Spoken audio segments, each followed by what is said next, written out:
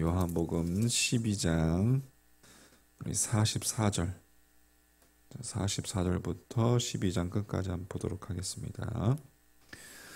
요한복음 12장 44절부터 끝까지 같이 한번 읽어볼게요. 예수께서 외쳐 이르시되 나를 믿는 자는 나를 믿는 것이 아니요 나를 보내신 이를 믿는 것이며 나를 보는 자는 나를 보내신 이를 보는 것이니라. 나는 빛으로 세상에 왔나니 무릇 나를 믿는 자로 어둠에 거하지 않게 하려 함이로라. 사람이 내 말을 듣고 지키지 아니할지라도 내가 그를 심판하지 아니하노라. 내가 온 것은 세상을 심판하려 함이 아니요 세상을 구원하려 함이로라.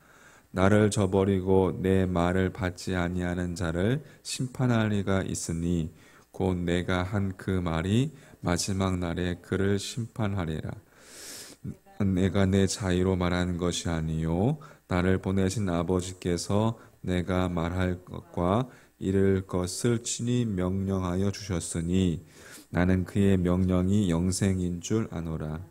그러므로 내가 이르는 것은 내 아버지께서 내게 말씀하신 그대로니라 하시니라. 아멘. 네, 우리 1천 먼저 하셨고요. 자, 오늘 수요일인데 수요일날 오전에 우리 어머니 기도회 준비하면서 기도 모임하고 있습니다. 네, 함께 하실 분들은 함께 하시고 했으면 좋겠습니다. 자, 오늘 읽은 본문은 이제 주님께서 십자가를 지시기 전에 마지막에 이제 회중들 앞에서 마지막에 하셨던 대중 설교입니다. 주님께서 있는 힘을 다해서 힘껏 외치셨어요. 44절에 보시면 예수께서 외쳐 이르시되 라고 했죠. 외쳐 이르시되 나를 믿는 자는 나를 믿는 것이 아니요 나를 보내신 이를 믿는 것이라. 나를 보내신 이는 누구예요? 하나님 아버지시죠. 그래서 주님께서 있는 힘을 다해서 외치셨던 이 첫 번째 내용은 하나님 아버지와 예수 그리스도 당신께서는 동일하시다라는 것이에요. 그러니까 예수 그리스도를 통해서 하나님 아버지를 만난다는 것입니다. 예수님을 통해서 하나님을 직접 보고 하나님 직접 만나고 하나님을 바로 알고 하나님을 바로 믿어야 된다는 것입니다. 그래서 하나님께서는 인간들이 볼 수 없는 하나님 당신 자신을 인간에게 직접 보여주시기 위해서 하나님 당신께서 인간의 몸을 입으시고 이 땅 위에 직접 내려오셨죠. 그래서 이제 성육신이라고 해요. 성육신, 인카네이션. 그분이 바로 예수 그리스도이십니다.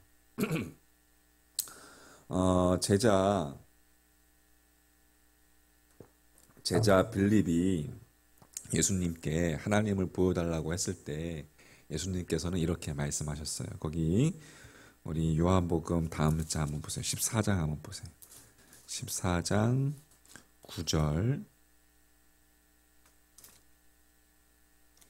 9절부터 보시면 예수께서 이르시되 빌립아 내가 이렇게 오래 너희와 함께 있으되 네가 나를 알지 못하느냐.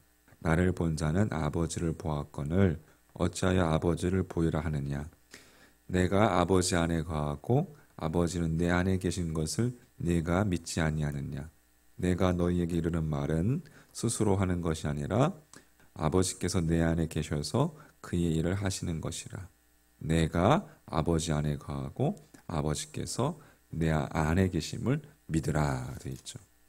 그러니까 우리가 예수님을 볼 때에 우리가 그 주님 속에 예수님 속에 계시는 하나님 아버지를 보고 만나는 자들이 되어야 합니다.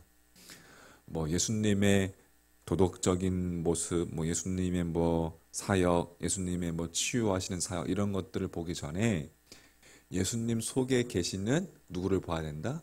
하나님을 보아야 된다. 할렐루야.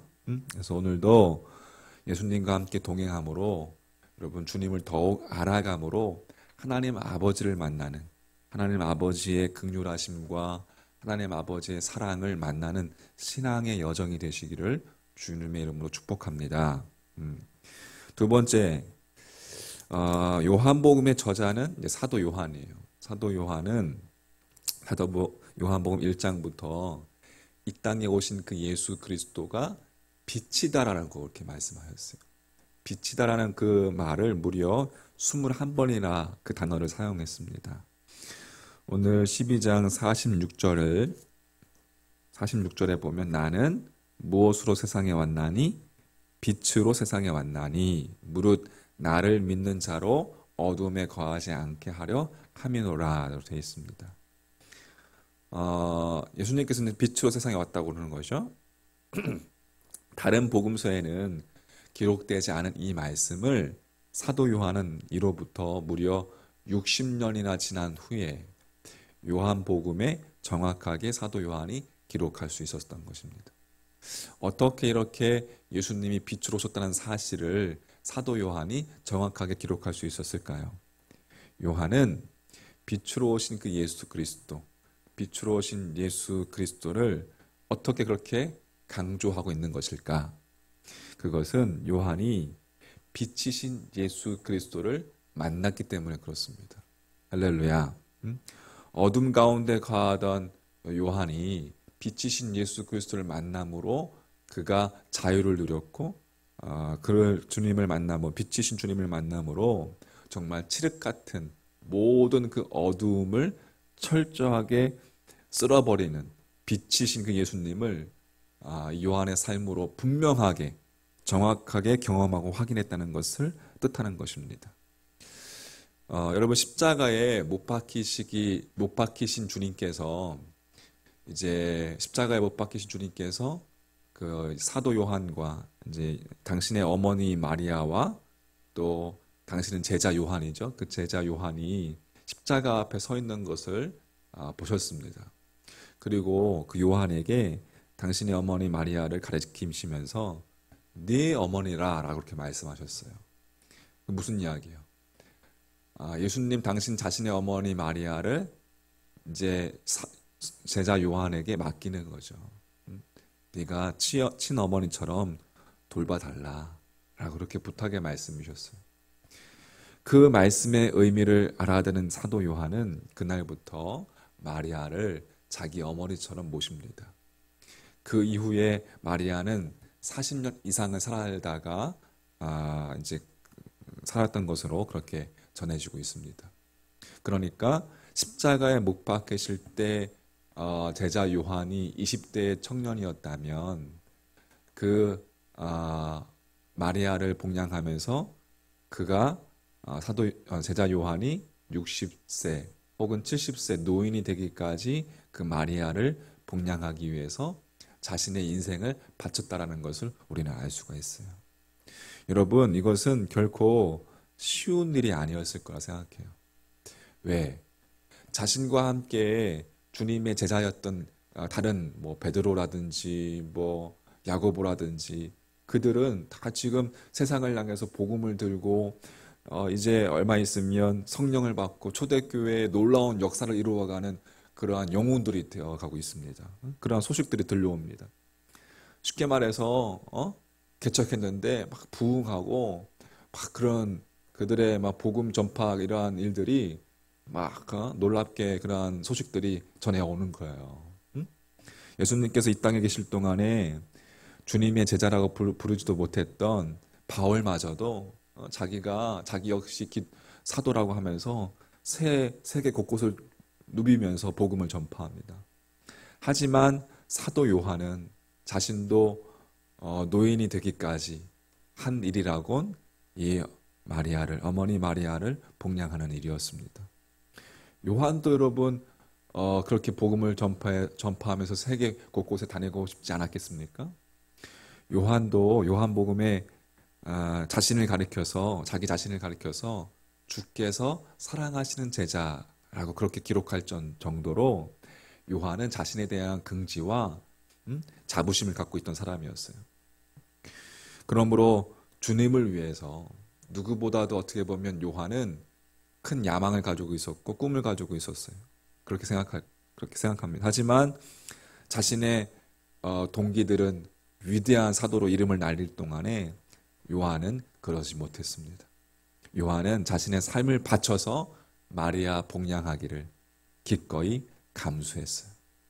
어떻게 그렇게 가능할 수 있었던 것일까요? 그것은 요한의 심령이 빛으로 채워져 있었기 때문에 그렇습니다.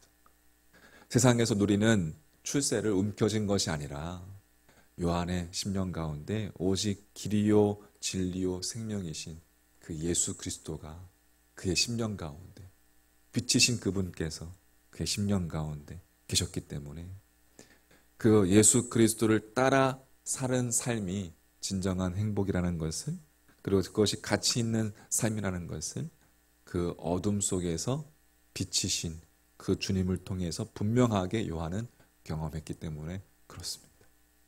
그래서 마침내 마리아가 세상을 떠났을 때에 주님께서는 그렇게 훈련되어진 40년 동안, 40년 동안 훈련되어지고 준비되어진 그 요한으로 하여금 요한 복음과 요한 1서, 2서, 3서, 그리고 끝까지 살아남아서 다른 제자들보다 끝까지 남아서 요한 계시록을 쓰게 하셨습니다. 이것은 한평생 빛이신 주님과 동행하면서 주님의 빛 속에 거했던 요한이 거둔 빛의 열매였던 것이죠. 요한은 그렇게 마리아를 본향하면서 인간에 대한 사랑, 사람에 대한 사랑을 보았습니다.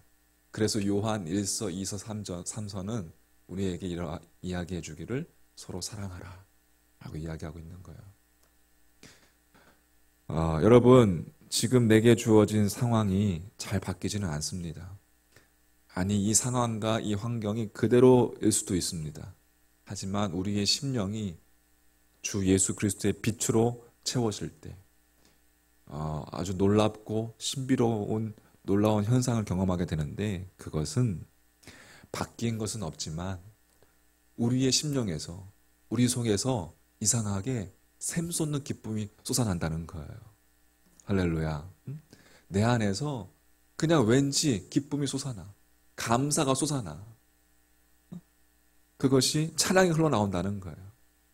여러분, 상황은 바뀌지 않았는데 내 안에서 나도 모르게 감사가 흘러나오게 됩니다.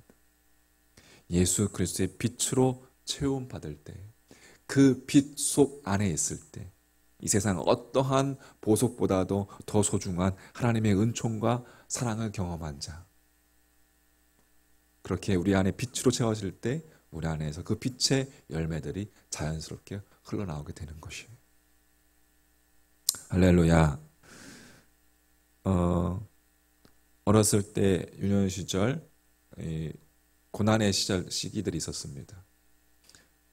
정말 사람이 큰 고난을 맞을 때는 기도조차 나오지 않을 때가 있었죠. 그럼에도 불구하고 너는 내게 부르짖으라, 내가 내게 응답하겠고 네가 알지 못하는 크고 비밀한 일을 내게 보이리라 라는 말씀을 붙잡고 새벽마다 부르짖었습니다. 그러면 어느 순간 나도 모르는 사이에 내 안에서 막 기쁨이 솟아나오는 거예요. 상황은 바뀐 게 없어, 환경은 바뀐 게 없는데 이상하게 나도 모르는 사이에 내 안에서 샘솟는 기쁨이 흘러나오고 눈에서 눈물이 나오고 세상이 주지 못하는 하늘의 평안이 내 안에 쏟아져 내리는 것을 경험하게 되었습니다. 여러분, 그렇습니다. 우리 안에 빛이신 예수님이 들어오시면 어두움은 자연스럽게 물러가게 돼 있는 거예요. 어둠을 내가 이기려고 노력할 필요 없습니다. 빛이신 주님을 받아들이면 돼요. 그러면 어두움은 자연스럽게 물러가게 돼 있는 거예요. 할렐루야. 말씀을 정리합니다. 이 아침에 주님은 외치십니다. 나를 통해서만, 예수 그리스도를 통해서만 아버지께로 갈 수 있다. 우리는 주님을 알아감으로, 주님을 더욱더 알아감으로 하나님 아버지의 마음과 하나님 아버지를 만날 수 있는 거예요.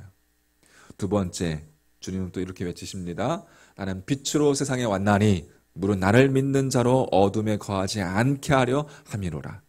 우리를 빛으로 부르시는 그 주님의 음성에 여러분, 그 빛 속에서 나를 바라보고 세상을 바라보고 또 우리 인생을 바라보고 또 우리 주변에 있는 자들을 바라보며 여러분 각자 속해 있는 그 여러분의 삶의 영역 속에서 주변을 바라보고 그렇게 빛 대신 주님과 함께 여러분의 시선을 주님의 시선으로 빛의 시선으로 바라볼 때에 여러분 어둠은 물러가고 여러분 삶 가운데 세상이 주지 못한 하늘의 평안이 임하게 될 줄 믿습니다. 그렇게 오늘 하루도 주님과 함께 동행함으로 승리하는 날 되시기를 주의 이름으로 간절히 축원합니다. 아멘. 기도하겠습니다.